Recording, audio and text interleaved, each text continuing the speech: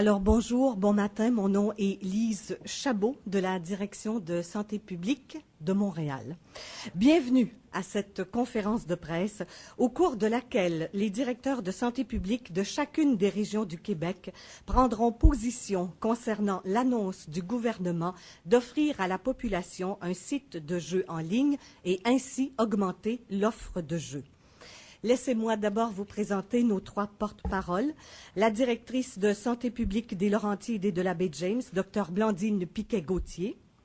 Le directeur de la capitale nationale, Dr François Desbiens. Le directeur de Montréal et des CRI, le Dr Richard Lessard. Les collègues qui les accompagnent ce matin, de la Mauricie et du Centre du Québec, le Dr Gilles Grenier.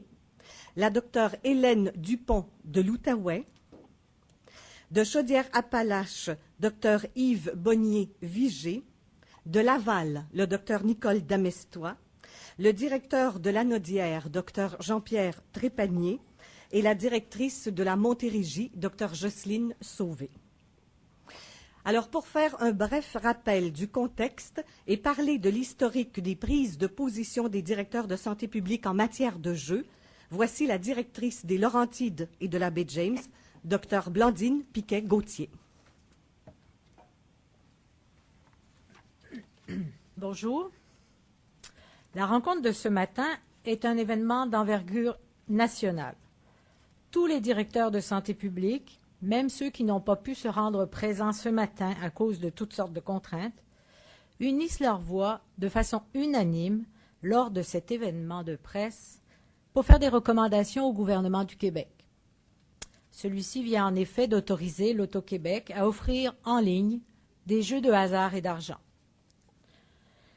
Selon la loi des services de santé et des services sociaux, le directeur de santé publique est responsable dans sa région d'identifier les situations qui pourraient devenir une menace à la santé de la population, d'en informer la population et de prendre les mesures nécessaires pour favoriser les actions visant à la prévention des maladies, des traumatismes ou des problèmes sociaux.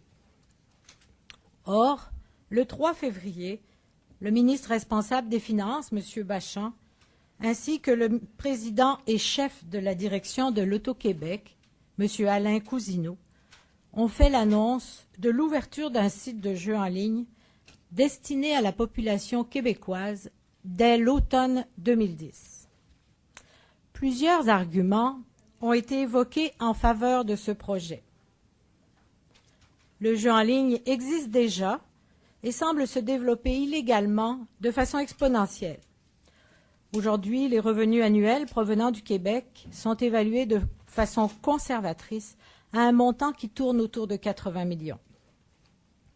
L'Auto-Québec prend donc la responsabilité de diriger cette activité de jeu déjà existante, mais illégale, vers un site sécuritaire, légal et intègre, et ce serait pour cette société donc une façon de lutter efficacement contre l'économie souterraine. Toujours selon l'Auto-Québec, le modèle suédois qui a étatisé le jeu en ligne en 1998 semblerait avoir fait ses preuves. De plus, l'Auto-Québec prévoit instaurer plusieurs mesures de prévention et ce mode de jeu sera soumis à une expertise internationale sur le jeu responsable. Cette offre de jeu en ligne reviendrait en fait à créer son propre mini-casino dans son salon ou une chambre de jeunes, accessible 24 heures sur 24, 7 jours sur 7, et où les joueurs pourront jouer de façon tout à fait anonyme.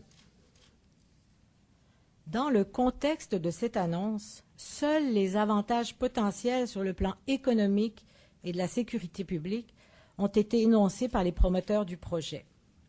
Cependant, l'absence d'un débat de fond sur cette initiative n'a pas permis d'en dégager pleinement les grands enjeux et d'investiguer les risques associés, principalement au niveau de la santé.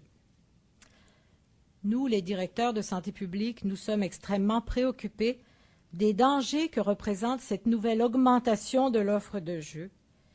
Et mon collègue, le Dr Richard Lessard, va vous faire part des recommandations que nous proposons. Je profite de l'occasion qui m'est donnée pour vous rappeler qu'en 2007, les directeurs de santé publique des 18 régions du Québec avaient déjà signé tous ensemble l'avis de santé publique sur l'implantation des salons de jeux au Québec. Dans cet avis, les directeurs faisaient deux principales recommandations préalables à l'installation des salons de jeux, dont un est devenu finalement un casino.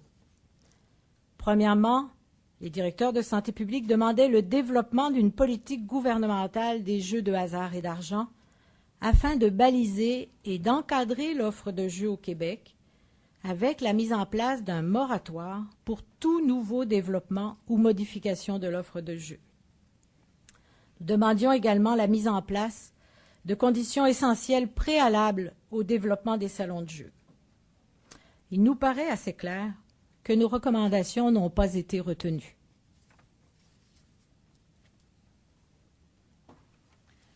Merci, Dr Piquet-Gauthier. Maintenant, Dr François Desbiens, directeur de santé publique de la capitale nationale, nous parlera des données les plus récentes sur les jeux en ligne et des coûts sociaux liés aux problèmes de jeux. Dr Desbiens.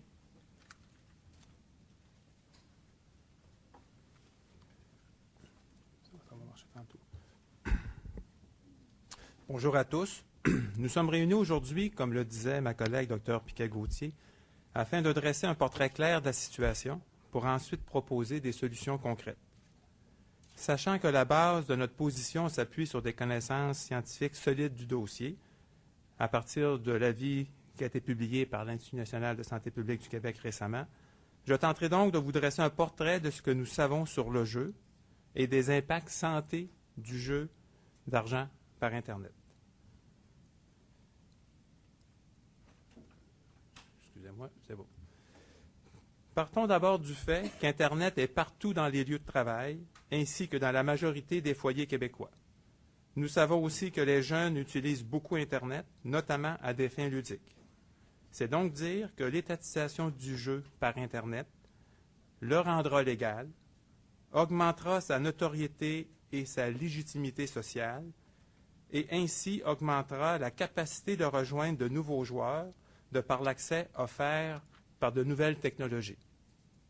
Même le poker sur un téléphone portable est aujourd'hui possible. Si l'on compare ensuite le Québec et la Suède, qui a étatisé le jeu en ligne il y a 10 ans, on constate que la participation aux jeux d'argent sur Internet passe du simple au quadruple, soit de 2 % au Québec à 8,5 % en Suède. De plus, nous savons que parmi les personnes qui jouent sur le site Svenkaspel du gouvernement de la Suède, 52 % d'entre eux n'avaient jamais joué avant la création de ce site et que 20 % d'entre eux sont des joueurs problématiques. L'offre de jeu n'a donc pas seulement déplacé les joueurs vers des sites légaux, mais aussi créé de nouveaux joueurs, leur occasionnant des problèmes dans une proportion de 1 sur 5. Notons qu'il existe une progression entre le jeu à risque et le jeu pathologique et le jeu tout court. On sait que pour une majorité de Québécois, 80 %, participer à un jeu de cette nature-là n'occasionnera pas de problème particulier. On sait par ailleurs qu'au bout du spectre, en termes de jeux pathologiques, plusieurs de nos concitoyens auront des problèmes tels de l'isolement, de la détresse psychologique, des problèmes de santé, des échecs de tout ordre, des pensées suicidaires, des difficultés financières, des divorces et plein d'autres problématiques familiales, sociales et économiques. Ces problèmes sociaux sont très bien documentés et certains de nos concitoyens consomment présentement des services de nos centres de réadaptation lorsqu'ils sont rendus à ce bout du spectre. Cette diapo, je vais la présenter un petit peu, nous présente des résultats de différentes études menées dans le monde qui identifient le pourcentage de notre population qui ont des problèmes de jeu. Les bâtonnets mauves, c'est pour l'ensemble de la population. Le bâtonnet vert foncé, c'est parmi les joueurs de tout type de jeu. Et pour les bâtonnets vert pâle, c'est parmi les joueurs en ligne. On peut remarquer qu'en ce qui concerne les pourcentages de joueurs en problème, c'est très important et ça varie entre 10 et 25 %. Le jeu en ligne est un est une forme de jeu qui a des conséquences particulières et représente une des formes les plus addictives du jeu. C'est le jeu de hasard et d'argent qui crée le plus de problèmes chez ses participants. Lorsqu'on regarde pour le poker en ligne, des études démontrent que ceux qui jouent au poker en ligne sont 3 à 4 fois plus à risque d'être joueurs compulsifs que ceux qui jouent au poker autour d'une table avec des personnes. Les études de prévalence suivantes sont unanimes à montrer une différence significative dans l'ampleur des répercussions du jeu en ligne, et ce à travers le monde.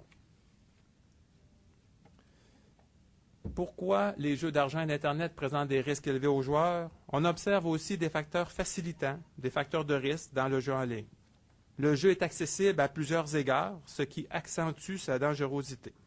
La proximité de l'accès, au bout de la main, dans sa maison, la constance de l'accès dans le temps, 24 heures sur 24, la facilité économique de cet accès. On n'a plus besoin d'avoir d'argent disponible sur soi, on peut utiliser notre carte de crédit, font en sorte qu'il est le plus accessible que toutes les autres formes de jeu. Tous les jeux en ligne sont réunis dans un même lieu. De cette façon, pas besoin de quitter la maison, pas besoin d'auto, pas besoin d'argent comptant, pas besoin de beaucoup de temps, pas besoin de parents ni d'amis. On peut facilement avoir accès. Rien n'est plus facile. L'ordinateur est à portée de main, la carte de crédit aussi. Le joueur peut se brancher tout le temps. Tous les facteurs sont réunis pour que le joueur joue. Quel que soit son profil. C'est ce qui explique que c'est celui qui crée le plus de problèmes.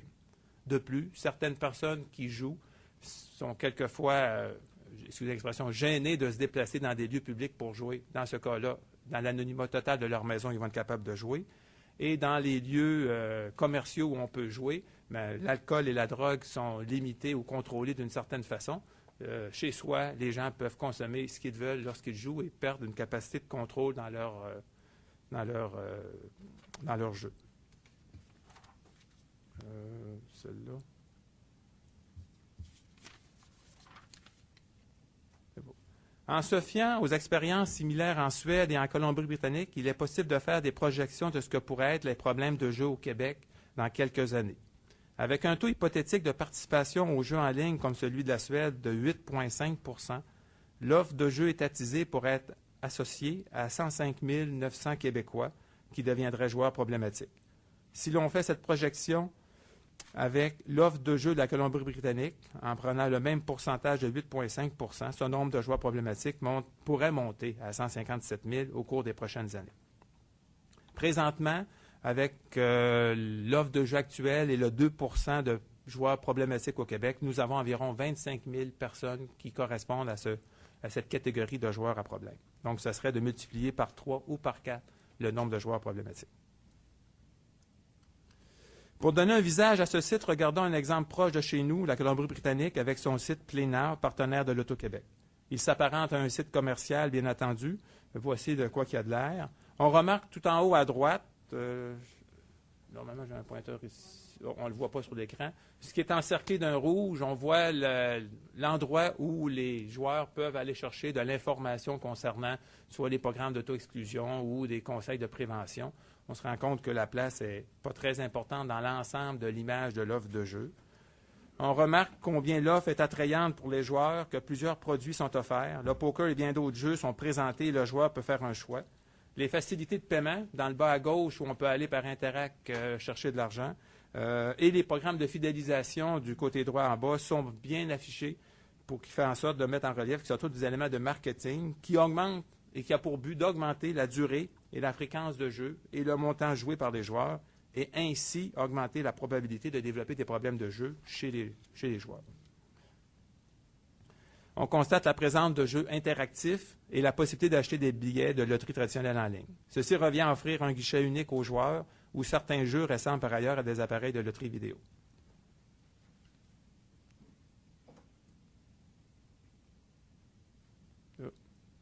Bon. D'ailleurs, on limite actuellement, le jeu hebdomadaire sur le site est passé en 2009 de 120 $ à 1 000 $. Dans cette province, 29 % des joueurs en ligne ont des problèmes de jeu.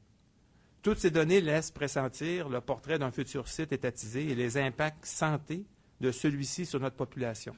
C'est pourquoi nous avons cru bon d'étudier de plus près le projet pour bien comprendre les impacts santé si le projet d'Auto-Québec se concrétise. Nous formulons donc des solutions que nous croyons essentielles dans une optique de santé publique. Merci de votre attention. Merci, Dr. Desbiens. Alors, pour nous faire part des demandes des directeurs de santé publique du Québec et des solutions proposées par ceux-ci, voici le directeur de santé publique des CRI et de Montréal, le Dr. Richard Lessard. Bonjour tout le monde, merci d'être présent. Je suis également heureux d'accueillir tous mes collègues à Montréal pour traiter d'un enjeu majeur de santé publique qui nous concerne tous, peu importe notre région d'appartenance au Québec. L'augmentation de l'offre de jeux proposée par l'Auto-Québec constitue un virage important, peut-être le plus grand depuis l'apparition des appareils de loterie vidéo, et le jeu en ligne sera encore davantage accessible. On est conscient que le jeu en ligne est une réalité et que le gouvernement a demandé à l'Auto-Québec de créer un site en ligne. Nous en prenons acte.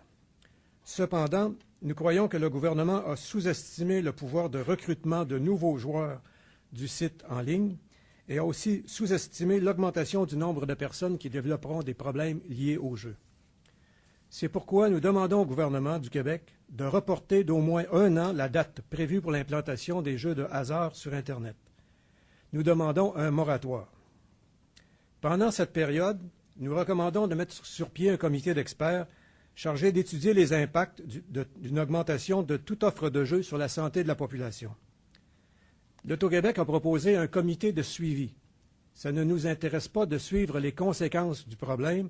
Ce que nous voulons, c'est que les experts se mettent à l'œuvre tout de suite pour anticiper les problèmes et les prévenir. Ce comité pourra faire également un examen approfondi d'alternatives juridiques, technologiques et financières à l'étatisation du jeu. L'Auto-Québec nous dit qu'il veut ouvrir le site pour lutter contre la criminalité. Nous croyons qu'il y a des alternatives à l'ouverture d'un site étatique pour lutter contre la criminalité. D'autres pays ont développé d'autres approches et nous aimerions que ce comité les regarde de très près. Il est probable que ce comité sera composé d'experts de différents ministères, y compris le ministère de la Sécurité publique et de la Justice, qui auront la capacité de mobiliser des experts en cybercriminalité et autres expertises pour contrôler la criminalité si tel est l'objectif de l'Auto-Québec. Également, ce comité devra avoir accès aux données de l'Auto-Québec. L'Auto-Québec compile des données sur les joueurs, a des profils de joueurs pour s'assurer de leur fiabilité et du fait qu'ils reviennent jouer. Donc, ils ont des profils pour s'assurer qu'ils développent des produits qui correspondent aux besoins des joueurs. Nous voudrions avoir accès à ces données pour être capables de faire de la prévention avec ces données.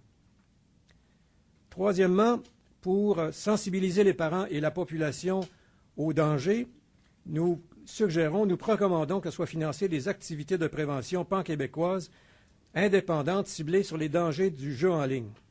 Nous croyons qu'il y a une méconnaissance dans la population de la fréquence de l'utilisation du jeu en ligne et de ses impacts sur les jeunes en particulier.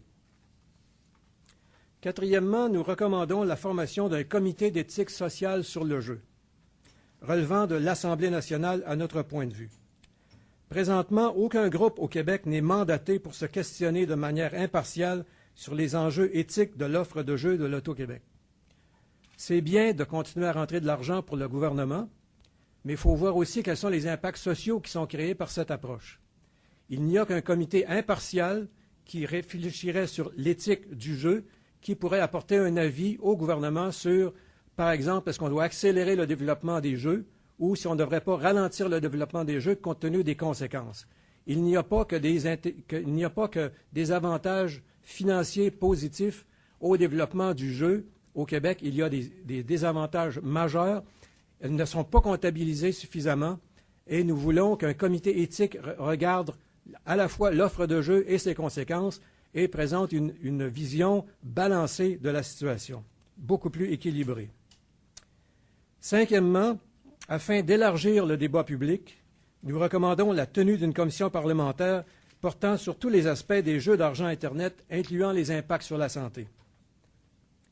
Enfin, je rappelle notre demande de 2007 sur la création d'une politique québécoise sur les jeux d'argent, telle que proposée lors de l'implantation des salons de jeux en 2007. Celle-ci permettrait de développer une vision globale où chaque modification à l'offre de jeux serait analysé en fonction de son impact sur le développement des problèmes de jeu en particulier.